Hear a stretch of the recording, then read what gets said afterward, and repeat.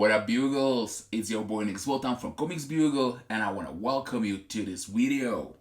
Spider-Man Across the Spider-Verse took over the cinemas and theaters right now, and one of its most iconic characters is Miguel O'Hara, Spider-Man from future, more specifically Spider-Man from year 2099.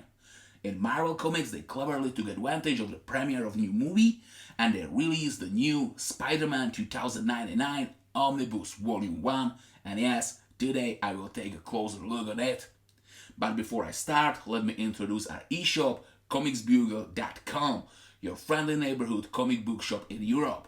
Accept the great catalog of collected, deluxe and absolute editions, epic collection and omnibuses, we guaranteed you eco-friendly Hulkproof packaging, free shipping in whole EU, an option to pre-order a comic book now and pay for it later. You can also split full price to 4 payments because we know how expensive these books can be. So check it out, Comicsbugocom. Also, don't forget to smash that like and subscribe button. It doesn't cost you anything and it means world to us. And also check out TikTok and Instagram. Okay, let's check it out. Spider-Man 2099 Omnibus Vol.1. Cover price 150 USD. 1,384 pages, and yes, this is a genuinely big book and it collects the whole 90s Spider-Man 2099 run.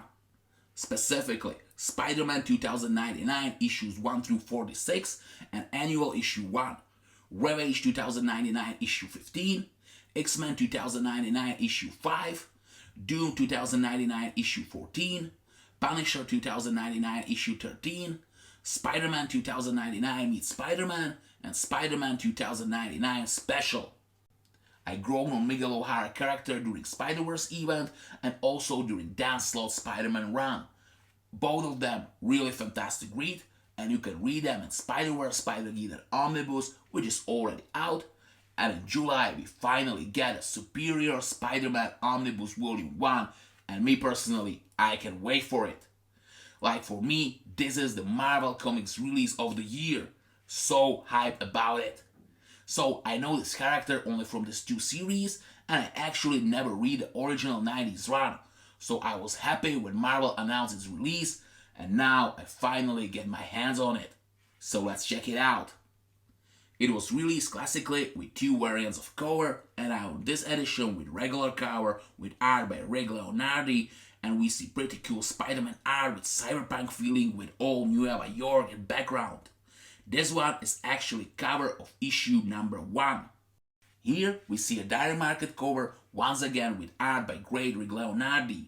We also have Miguel's art here, and this one is maybe a little more action-packed, but me personally, I like regular cover just a little bit more. When we look at the spine, we see classic Marvel Omnibus logo at the top, name of the title and a really cool design. I need to say, I love this design. We don't have name of creators here, only little art of Spider-Man 2099 in the bottom. Back cover is processed in a really unique way. We have covers of all issues collected in Omnibus on the sides, and in the middle of it is another little Miguel's art, similar to one in the spine, and sum up of story, list of issues collected in Omnibus, and finally names of creators. I find this back cover design as a great mix of classical and modern Marvel Omnibus back cover designs. We have best from both of them, covers of all issues and also art. Nice! Under the dust jacket, we don't have combined art on front, spine and backboards like we generally used to have. In frontboard we see cool action-packed art with Spidey and villain named Venture. Spine is pretty similar with the dust jacket one, except Spidey's art is a little bit different here. In backboard, we see terrifying art of Miguel O'Hara with his fangs out. This one is actually the last page of issue number 1. When I open Omnibus, we have here classical opening page with pretty cyberpunk art with Spider-Man on it. Credit page with a list of people who worked on the series, and after that, table of content.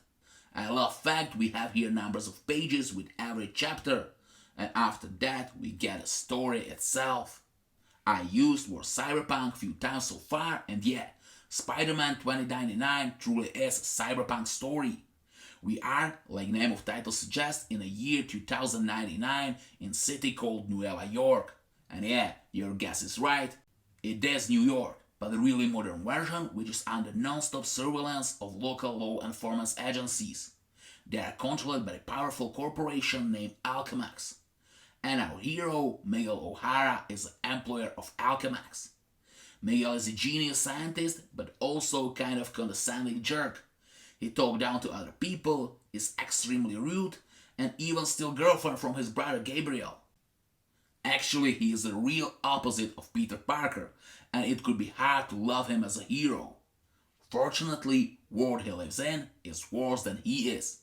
Like I said, USA are police state under the eye of corporate Big Brother. Most people live in poverty and they turn their hopes to long-time lost superheroes and worship them. Subject of these weird religious cults is often Thor. Yes, superhero age is only faded note in history books, and even in there isn't much information about it. Reality of these days are only desperation, poverty, drugs, and evil corporations. Two biggest of them are Stark Fujikawa and earlier mentioned Alchemax. Vice president of Alchemax is Tyler Stone, and Miguel really hates this guy. He is embodiment of corporate mindset and greed. Stone even manipulated Miguel to a situation which led him to genetical experiment, and that is how he gets his power of Spider. His powers are next level to OG Spider-Man.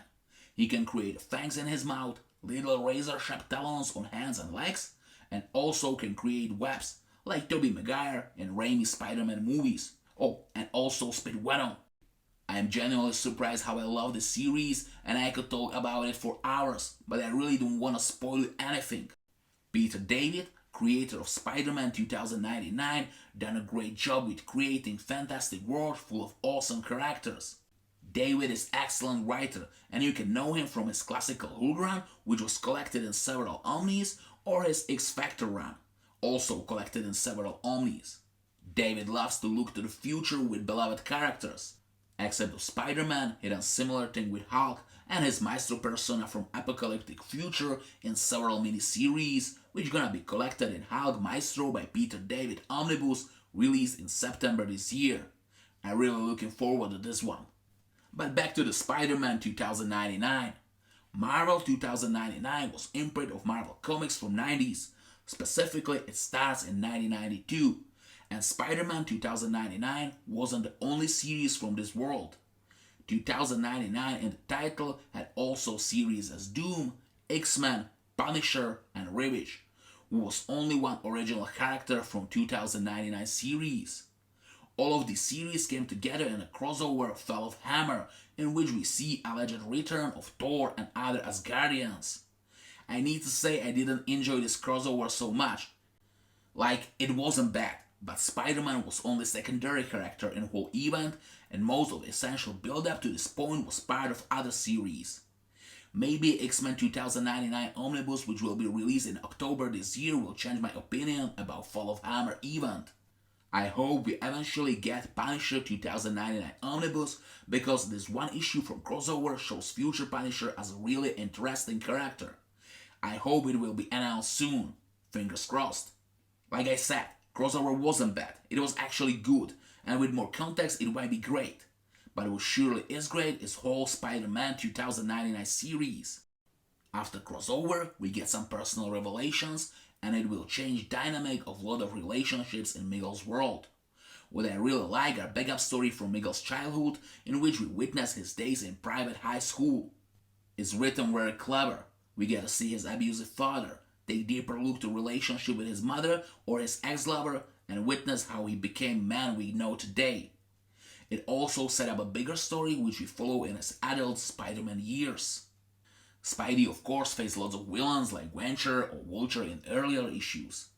He also crossed paths with Doom, Goblin, Venom or Roman, ruler of Atlantis and future version of Namor's submarine.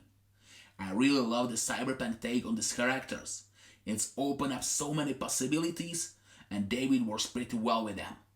Overall, this hard, rough future world is fantastic but dangerous place, and I love to lose myself in it.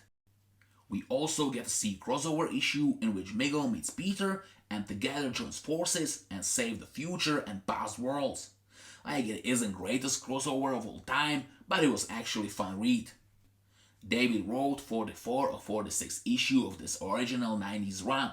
Of course, annual and special issue had some guest writers.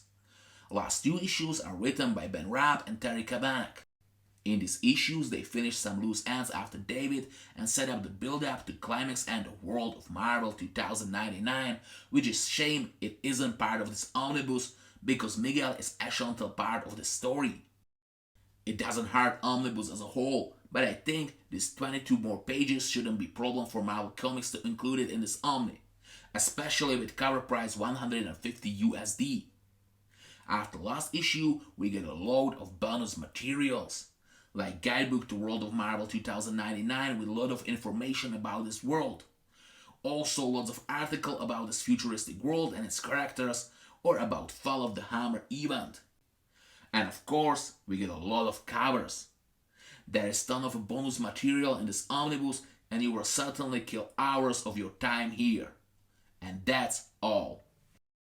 Spider-Man 2099 Omnibus Vol.1 is a fantastic read, and if you love cyberpunk hardcore world with badass heroes like I do, you wouldn't be disappointed. Genuinely, I am surprised how much I love this omnibus, and I can't wait till Volume 2 will be released. It should be in October this year. So, if Spider-Man 2099 Omnibus Vol.1 catch your attention, you can order it in our eShop, Comicsbugocom, with free shipping in whole EU. You can find that link below this video. And that's all. Thank you for watching.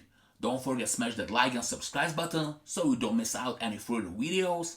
In comment section you can vote us with other omnibuses or collected edition would you like to see in our videos. And see ya later, Bugles.